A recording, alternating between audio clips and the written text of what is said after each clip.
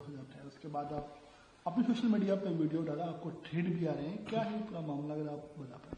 Sir देखिए, जिस तरह से 12 तारीख को उस्मान हादी को बांग्लादेश के अंदर मार दिया गया, यूनिस गवर्नमेंट आईएसआई या डीजीएफआई ने क्या किया, पूरा का पूरा इल्जाम लगाया किसके ऊपर, हिंदुस्तान के ऊपर, हमारे आरएनडब्ल्यू के ऊपर या अवामी लीग के ऊपर। एक्चुअली मैं पिछले साल भर से कह रहा हूं कि इस टाइम पूरे पाकिस्तान की आईएसआई या डीजीएफआई या यूनिस गवर्नमेंट का एक ही मकसद है कि किसी भी कीमत पर इलेक्शन को आगे करना, फरवरी में इलेक्शन ना होने देना। इस चीज के लिए कैसे बांग्लादेश के अंदर हिंसा फैलाया जाए, एक पॉलिटिकल किलिंग करी जाती है, उसमें नाम किसका लगाया जाता है, उस्मान हादी का।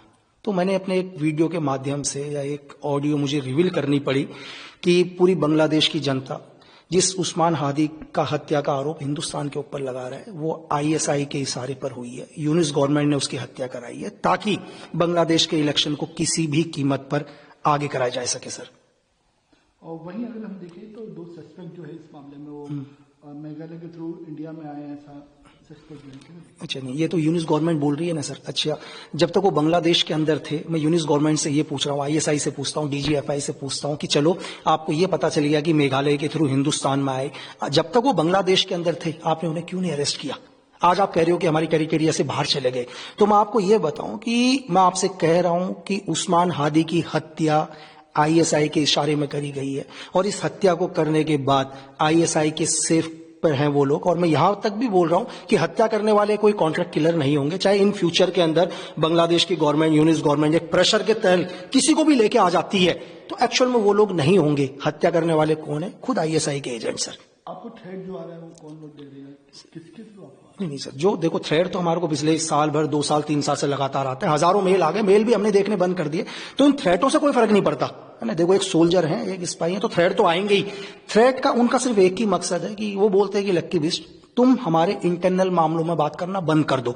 ये उनका एक ही मकसद है, आईएसआई का हो या डीजीएफआई का हो या वेस्टर्न के जितने भी पावरफुल देश हैं, वो बोलते हैं तुम बात मत करो। आज आप बताओ, आज बांग्लादेश के अंदर खुलेआम हिंदुओं को मारा जा रहा है, ठीक है, घरों को आग लगाया जा रहा है, तो आज हम आपके इंटरनल मामले में बात नहीं करेंगे। आप एक काम करो, आप हमारे लोगों को नुकसान पहुंचाना बंद कर दो। तो जो थ्रेट की बात है, वो थ्रेट की बात भी हमने क्यों बोली, उसके पीछे रीजन ये है कि आज पाकिस्तान बोलता है कि दुनिया में पावरफुल है, ऑपरेशन सिंदूर में उसने हिंदुस्तान के साथ फाइट किया, जो दुनिया में एक भ्रम फैलाने की कोशिश करता है। आपने 2 दिन पहले देखा होगा कि इंग्लैंड के अंदर पाकिस्तान एम्बेसी के बाहर कुछ एक लोगों ने धरना प्रदर्शन किया, उसमें एक औरत ने सिर्फ एक नारा लगाया कि जिस तरह जियाउल हक को एक प्लेन क्रैश में मार दिया, आने वाले टाइम के अंदर आशिम मुनीर को भी इसी तरीके से किसी कार धमाके में मार देंगे। एक औरत की धमकी से पूरे पाकिस्तान के अंदर यह असर हुआ कि वहां के तत्कालीन प्रधानमंत्री शरीफ वो इंग्लैंड गवर्नमेंट से बोलते हैं कि हमारे आसिम मुनीर को सिक्योरिटी दो भाई, उनको खतरा है। आप उस पाकिस्तान, मतलब दुनिया का पहला फील्ड मार्शल होगा या पहला सीडीएफ होगा जो ब्रिटेन से सिक्योरिटी मांग रहा है सर, और बात करते हैं कि हमने हिंदुस्तान को ऑपरेशन सिंदूर में सबक सिखाया। तो मेरा सिर्फ यही एक मकसद था ये थ्रेट का बताने का कि तुम्हें एक छोटा सा नारे से तुम्हारी हालत ये होगी, और पिछले 3 साल से लगातार तुम हमें थ्रेट दे रहे हो मेल के जरिए। आप मैं तुम्हारा मेल नहीं देखता हूं तो तुम यूट्यूब या इंस्टाग्राम या किसी भी मेरे वीडियो पर कमेंट्स लिखना शुरू कर देते हो कि तुम्हें एक सामान्य मौत नहीं मारेंगे। तो ये थ्रेट बताने का सिर्फ ये था कि हमें कोई फर्क नहीं पड़ता यार आपके हजारों थ्रेट से भी। वही ऑपरेशन सिंदूर में जो पाकिस्तान के जो एफएम इसाक डर ने एडमिट किया है, नूर एयरबेस में जो डैमेज हुआ था, उन्होंने कबूल किया कि हाँ ऑपरेशन सिंदूर में डैमेज हुआ था नूर एयरबेस। बिल्कुल, अभी उनके डिप्टी पीएम या विदेश मंत्री इशाक डार ने भी बोला, उनकी मजबूरी हो गई सर बोलनी, ताकि वो दुनिया को ये दिखा रहे हैं, उनको पता है कि हिंदुस्तान, आप अगर इस बार इंडिया ने रिएक्शन लिया तो इस बार इंडिया नहीं रुकेगा सर। आज से पहले वो लोग बोल रहे थे कि यार उनका कुछ भी नहीं हुआ, और अब बोलते हैं कि महज 36 घंटे के अंदर 80 ड्रोन मार दिए, हमारे नूर एयरबेस को नुकसान हुआ। आज क्यों पाकिस्तान उसको बता रहा है सर? पाकिस्तान ये जता रहा है, अपनी जनता को दिखाना चाहता है, अपनी आवाम को दिखाना चाहता है कि हिंदुस्तान दोबारा कोई बड़ा एक्शन ना ले सर।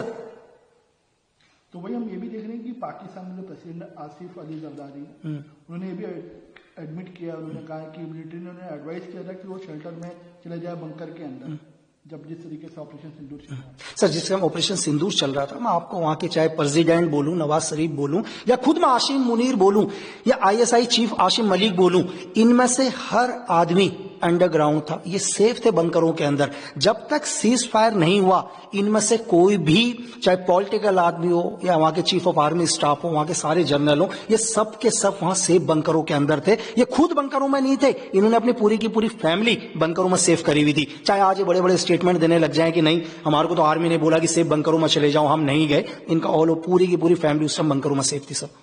वहीं फॉर्मर आर्मी चीफ फॉर्मर जे सिंह ने कहा है कि सोनिया गांधी का प्लान था सैचन ग्लेशियर पाकिस्तान को देने का। सर देखिए, उस टाइम के जो भी हमारे देश के chief of army staff general J Singh sir रहे, या उस टाइम की जो यूपीए गवर्नमेंट रही, इनके बीच में क्या वार्तालाप हुई ये तो मुझे नहीं पता, लेकिन अगर देश के जनरल बोल रहे हैं तो कहीं ना कहीं इसके पीछे कोई तथ्य उनके पास होंगे सर।